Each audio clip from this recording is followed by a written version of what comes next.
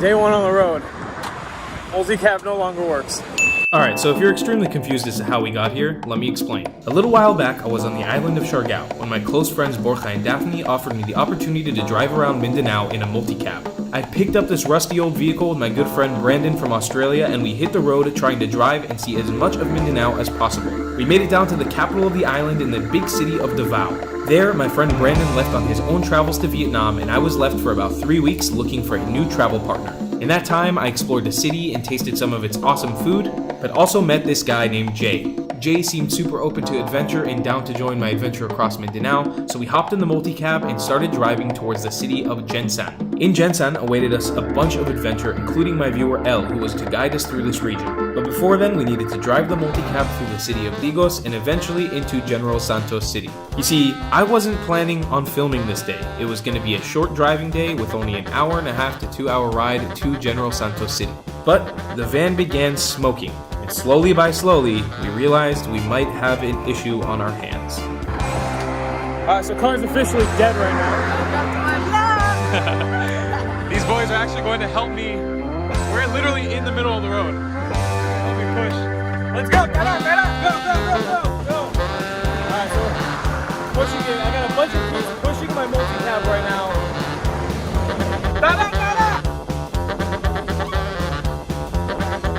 They're losing energy, poor kids.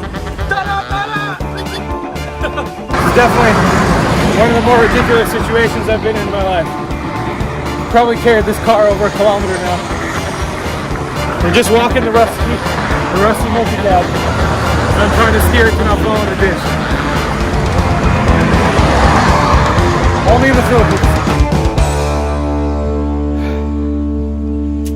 So it has now been about 4 hours since this whole fiasco originally started. And unfortunately for us, it looks like Rusco is done.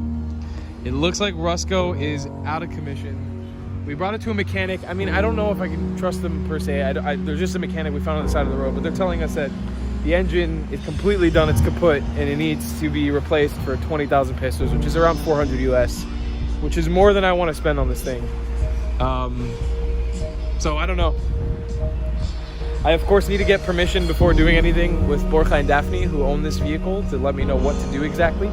So we're gonna be leaving this overnight, but we broke down right outside of the city of Digos. So we'll be going into Digos, figuring out what we're gonna do, and then we'll see what happens with Rusco. But unfortunately, it looks like all the plans that I had for this thing and then eventually giving it away and doing good with it is over for us. So yeah, it's sad, but it's just reality. And Jay got 1 day in the car. 1 hour. 1 hour. All right, we're gonna go figure out what happens next. We gave up after about a few hours of trying to figure out the paperwork necessary to leave the car in the lot, and we ended up taking a bus, sadly, to the city of General Santos. It was really hard leaving this multicab behind, partly because of all the memories that we had made in such a short amount of time, but also because of how beautiful I think it was. But this bus ride was a little bit of a sad journey to finally arrive in Gensan City. Welcome to Gensan, here in southern Cotabato in Mindanao. I was just telling Jay how crazy it is. 2 years ago, if you would have told me that I would be here right now, I would never believe you. Anyways, the reason we're here is because I have a viewer who's rendezvousing with us, who's here to help with part of this journey out. So we're gonna try to meet her right now.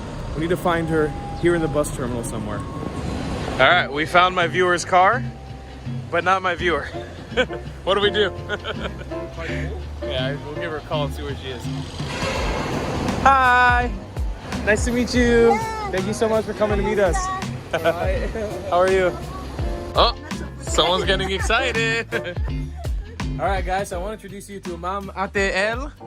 How's it going, Ellen? It's amazing. Amazing. Ellen has invited us here to her beautiful farm. So Ellen used to work here in Gensan in a very traditional job, but she's sort of changed her life up and she's now gotten into farming. Yeah, and I she's want to make a difference. Yeah. And so we're chatting all about travel plans. She might be joining us along for the journey and stuff, but the biggest thing she's telling us about Gensan is the tuna. And she's actually got the hookup with some delicious tuna. So we went out to a store, bought some bread, bought some mayonnaise. We're gonna make some tuna sandwiches right now and enjoy this. But I'm gonna be introducing you guys to Ellen and all the stuff that we're gonna have going here for the next few days in just a little bit. Can you tell us a little bit about what this is? This is tuna flakes, product of Jensen, but this Subway is the #1 tuna selling sandwich in US. Yeah, and Subway gets their tuna from Jensen in the Philippines. Like, I swear by it, when I'm back home, I love Subway tuna sandwiches. Like, it's one of the things that I love eating. Maybe it's not the best food in the world, but the reason why the tuna is so good is because they get it here in Jensen, and we're about to eat some of it right now. Jensen is called as the home of champions because of this tuna. They've been eating a lot of tuna, that's why they become great. All right, starting with the basic, delicious Jensen tuna. Let's see what it's like. Yeah, that is some good tuna. That is delicious tuna. Actually tastes very similar to Subway. What do you think, Jay? I got spicy, so it's alright. Yeah, it's really good. Just quality tuna, actually. That's really good. This is what I love about a lot of Filipinos' mindsets, is that happiness in life is sort of one of the keys to life. Like, not a lot of people in this country will be content with living a life that doesn't make them happy. So she's a perfect example of that. She was unhappy with her life or wasn't feeling like she was living her life to the fullest. And so she said, screw it. I want to do what I actually want to do. And what I want to do is plant dragon fruit all over this backyard and eventually have a dragon fruit plantation. And props to this woman for doing it. Okay, where have we come now? We're here in Megan Buko Halo. We're going to eat bibingka and buko halo. Buko halo. So Yeah. halo halo is the most popular dessert in the Philippines. They have a thing here called a buko halo, which is basically like a halo halo based on coconut. Buko is coconut. We also have bibingkas, which are these amazing. I don't really know how to explain what a bibingka is. It's delicious. It's like a rice cake. It's like a rice cake with sweetness usually inside of it. I'm excited. This looks really local, really hole in the wall. It's gonna be delicious. Very excited for this. Wow. Oh, those smell fresh. Man, look how hole in the wall this is. This is freaking awesome. So we got our plastic bag filled with bibingkas now. Then we're probably gonna get that halo, chill out, cool down a little bit. All right, let's check these little bibingkas out. So they usually come on a little banana leaf just like this. And it's a little cake. You'll see these sold everywhere. Bibingka. Oh, it's so hot. Is it hot? Yeah. You can see the inside just filled with mushy buko. That is so freaking good. It's like gooey, a little crispy on the outside. The inside is delicious. Me and Jay thought this was a water machine because, I mean, it clearly looks like water, but we filled it up. And it's actually coconut juice. You just can drink as much coconut juice as your heart desires. But if you want water, they have water as well. Here it is. Buko halo. Just basically take this and you mix it all up with a spoon. Inside, I can't really tell what this is. Is this pumpkin? I think it's sweet potato. It's sweet potato. Yeah, definitely sweet potato. You know, we have jackfruit, sweet potato, cereal, coconut, shaved ice, bananas, corn. It's a mess, but that's the fun of it. All right, everyone's getting their buko halos. You guys excited? And it's time to halo this thing up. Just mix that all up. All right, I'm gonna try it for the first time, buko halo. Let's see what it's like. Here we go. It's become a soup so quickly. Oh, it's so cold. That's one of the better halo halos I've had. It's so coconut based. It's the coconut is so rich in there because there's so much coconut shavings, and it's coming out of a coconut, and it's fresh. And that's awesome. Jay, what do you think? Wow. Good, huh? Pretty nice. That's ube halo, coconut halo. Okay, it is dinner time. We have jumped off to one of Elle's friends' resorts. This is? Tupi. Tupi. Yeah. Tupi, the town of Tupi. And the resort name is? Yolanda Golden Farm Resort. Yolanda Golden Farm Oh, Resort. What we got here? This is called tuna panga. Tuna? Tuna panga. Panga. Yeah. And is that a cheek? A tuna cheek? Yeah, the jaw. Jaw. The tuna jaw. The tuna jawline, and it's a Yeah. massive serving. We got some white rice on every one of our plates. This is tuna egg sack. Yeah. Sizzling bagaybay. Bagaybay. Yeah. And then the thing that I'm most excited for, what I wanted to try in General Santos, is The tuna sisig. tuna sisig. Sisig, or sizzling sisig, is one of the famous dishes of the Philippines. It's like a hot plate with an egg and some vegetables and just a bunch of spice and deliciousness, and we're getting it. So this day is turning out to be a big food day here in Gensan. But I mean, that's part of traveling. So let's dig into this tuna feast and we'll see what it's all about. Okay, here we go. It's gonna be my first taste of tuna sisig ever. So good. The meat here The tuna is just seasoned with this sauce that's God, it's super sweet. It's super delicate. Like this meat right here is absolutely amazing. I want to show you guys how tender. Elle was just saying how fresh this fish is. I mean, because this is the tuna capital of the Philippines. All this fish is super fresh. Just look at that meat. Look at that meat. That is like, it's like chicken. It's so delicate. It's like buttery. All right, good morning, ladies and gentlemen. We have awoken here at Yolanda Golden Farm Resort. And as you can see by this wonderful B-roll, how beautiful this place is. You know, just by taking up the drone, you can tell the amazing mountains all around us. There's some beautiful peaks. And it's just super quaint and tranquil and quiet. They have a nice little farm right next to the resort and some nice pools for you guys to swim in. So I highly recommend checking this place out. And they hosted our stay here. So please check them out down below in the description. And you gotta come stay here. Like, look at this. Look how quaint and tranquil this is. It's amazing. Do you like it, Jay? Yeah, I love it. We've awoken, we've had some breakfast, and now it's time for us to continue the adventure. Where did we come to now? Mariano's Blooming Petals. Mariano's Blooming Petals. Still, this is like a agro tourism, acro yoga place. I'm just kidding, not yoga.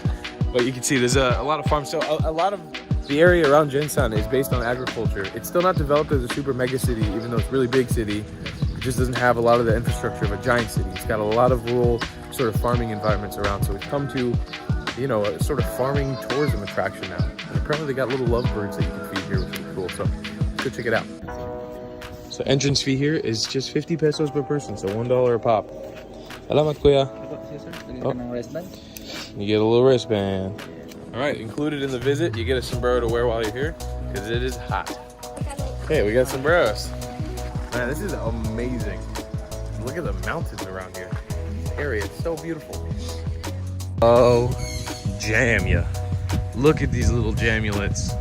They're so cute. Look at these guys. Hi, bud. Hi, buddy. They're so cute. Okay, we're being brought into the bird cage. Oh, yeah. There's so many. It's amazing. Oh, there we go. I got one. I got a bird. Oh, I got two birds. Hi, birds. Oh, my God. Look at you. Look how many birds you got on you. Oh. Oh. This is crazy. Oh, wow. That feels weird. Oh, wow. Hey. He's got some birds all over him. Look how cute this guy is.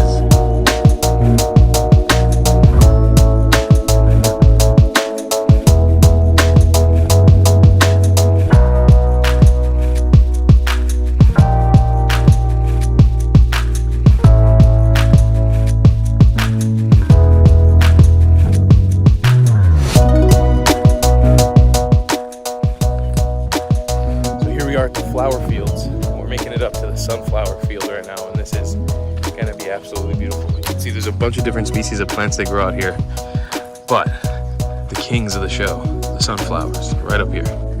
Damn, boy, look at this thing. It's so beautiful. What an amazing plant.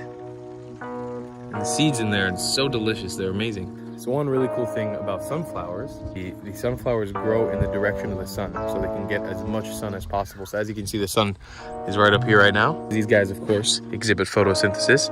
They need the sun to grow. And as you can see in here, there's even a little bee pollinating right now.